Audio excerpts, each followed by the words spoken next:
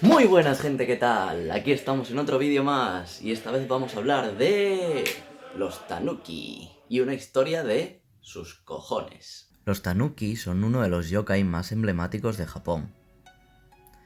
Son fácilmente reconocibles por sus enormes testículos.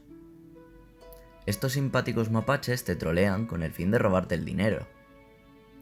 Se dice que se ponen una hojita en la cabeza para crear ilusiones en el bosque y después de hacerte sucumbir en ellas, ¡pam!, te pegan el sablazo.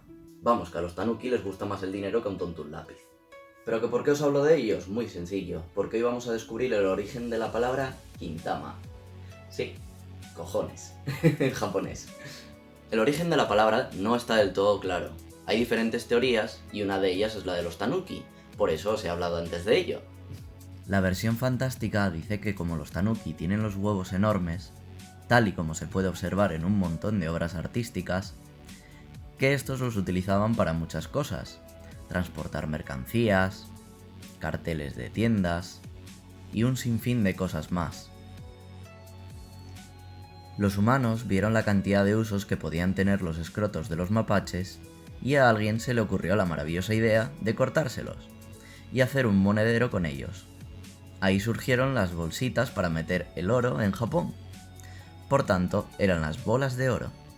Joder, a los japoneses cómo les gusta mutilar a la gente, madre mía.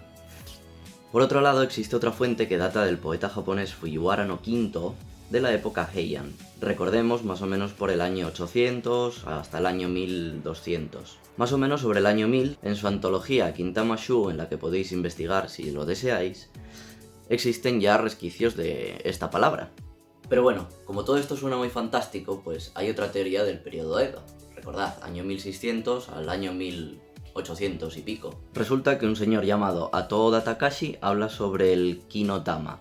El kinotama era una especie de amalgama de hierbas hechas una bola que indicaba cuando el sake estaba fermentado. Y bueno, esto tiene que ver con que el kanji, pues, de sake se lee ki.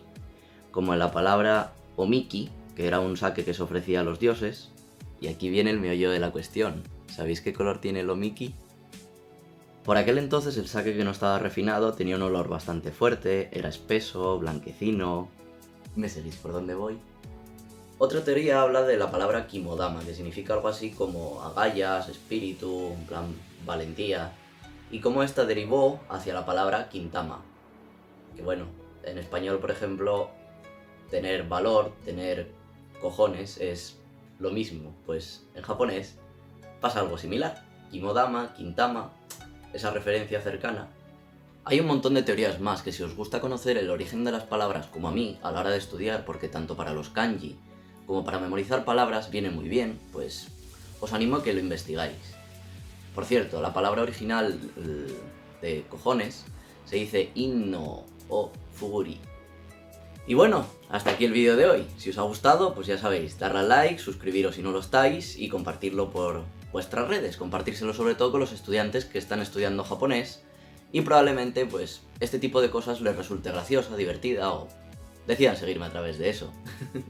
Dejadme aquí abajo la teoría que más os ha gustado y si queréis conocer el origen de otras palabras o de kanjis o cosas así, en plan más cosas de rollo etimología del japonés, pues decírmelo también, darle ahí fuertemente al like para que yo lo sepa también. Y bueno, un besazo para todas y un abrazo para todos. Nos vemos en el próximo vídeo. Bye.